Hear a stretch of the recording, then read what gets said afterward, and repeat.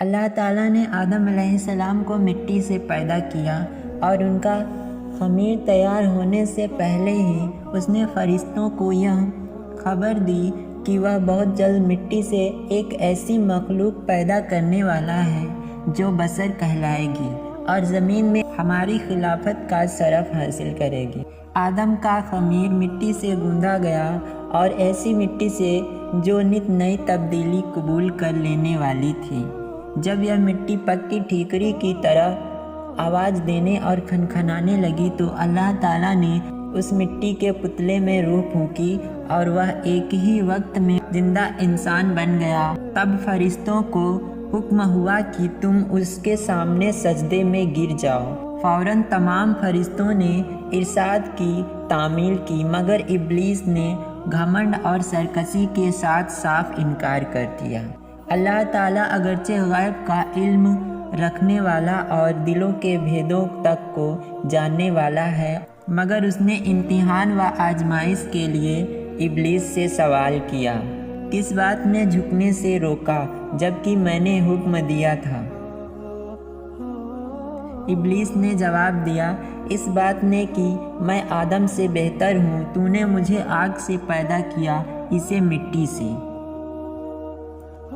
شیطان کا مقصد یہ تھا کہ میں آدم سے افضل ہوں، اس لیے کہ اللہ نے مجھ کو آگ سے بنایا ہے اور آگ بلندی اور برتری چاہتی ہے، اور آدم خاکی مخلوق، بھلا خاک کو آگ سے کیا نسبت؟ میں تمام حالتوں میں آدم سے بہتر ہوں، اس لیے وہ مجھے سجدہ کرے، نہ کہ میں اس کے سامنے سجدہ کروں۔ مگر بدبخت شیطان اپنے گھمنڈ میں چور ہونے کی وجہ سے بھول گیا کہ جب تم اور آدم دونوں اللہ کی مخلوق ہو تو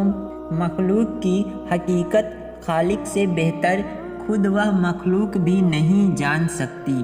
اپنے گھمنڈ اور غرور میں یہ نہ سمجھ سکا کہ مرتبہ کی بلندی اور پستی اس مادے کی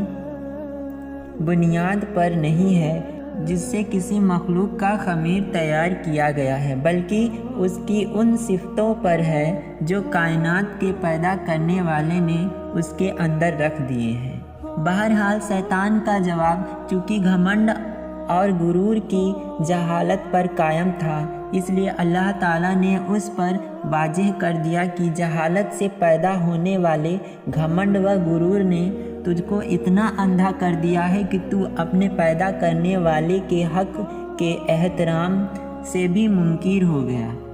اس لیے مجھ کو ظالم قرار دیا۔ پس تو اب اس سرکشی کی وجہ سے ابدی ہلاکت کا حقدار ہے اور یہی تیرے عمل کا قدرتی بدلہ ہے۔ ابلیس نے جب دیکھا کہ کائنات کے پیدا کرنے والے کے حکم کے خلاف کرنے، تکبر اور اللہ پر ظلم کے الزام نے ہمیشہ کے لیے مجھ کو اللہ رب العالمین کی آغوش رحمت سے مردود اور جنت سے محروم کر دیا، تو توبہ اور ندامت کی جگہ اللہ سے یہ درخواست کی کہ قیامت آنے تک مجھ کو مہلت دے اور اسی لمبی مدت کے لیے زندگی کی رسی لمبی کر دے۔ اللہ کی حکمت کا تقاضا بھی یہی تھا، اس لیے اس کی درخواست منظور کر لی گئی۔ یہ سن کر اب اس نے پھر ایک بار اپنی شیطانی کا مظاہرہ کیا، کہنے لگا، جب تو نے مجھ کو مردود قرار ہی کر دیا تو جس آدم کی بدولت مجھے یہ رسوائی نصیب ہوئی، میں بھی آدم کی اولاد کو گمراہ کروں گا اور ان کے سامنے پیچھے آس پاس اور چاروں اور سے ہو کر ان کو گمراہ کروں گا اور ان کی اکثریت کو تیرا ناشکر بنا چھوڑوں گا۔ البتہ تیرے مخلص بندے میرے فریب کے تیر سے گھائل نہ ہو سکیں گے اور اس طرح محفوظ رہیں گے۔ اللہ تعالیٰ نے فرمایا، پس جو جیسا کرے گا ویسا بھرے گا، اور جو اپنی آدم مجھ سے روگردانی کر کے تیری پیروی کرے گا وہ تیرے ہی ساتھ میرے عذاب کا حقدار ہوگا۔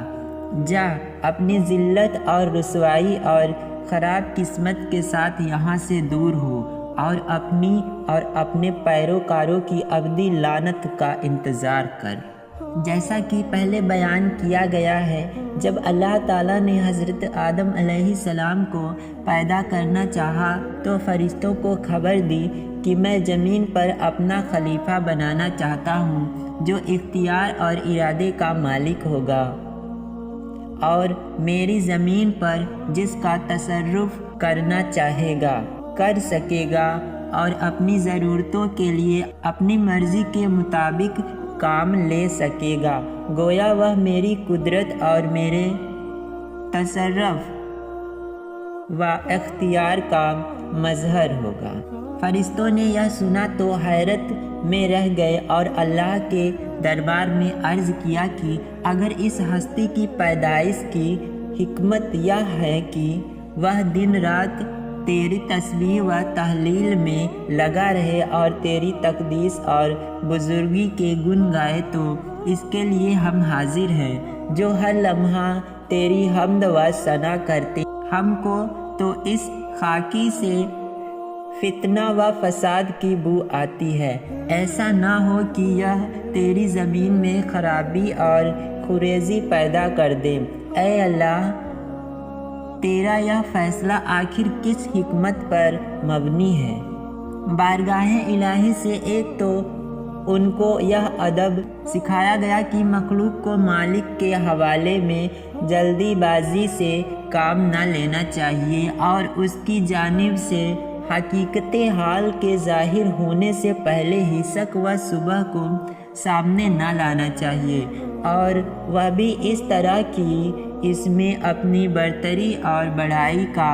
پہلو نکلتا ہو۔ کائنات کا پیدا کرنے والا ان حقیقتوں کو جانتا ہے جن کو تم نہیں جانتے، اور اس کے علم میں وہ سب کچھ ہے جو تم نہیں جانتے۔ اس جگہ فرشتوں کا سوال اس لیے نہ تھا کہ وہ اللہ تعالیٰ سے مناظرہ یا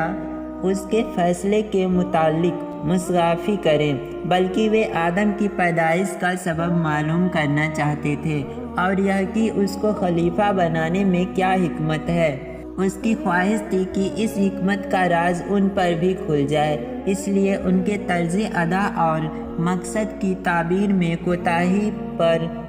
تنبیہ کے بعد اللہ تعالیٰ نے یہ پسند فرمایا کہ ان کے اس سوال کا جواب جو ظاہر میں جو حضرت آدم علیہ السلام کی تحقیق پر مبنی ہے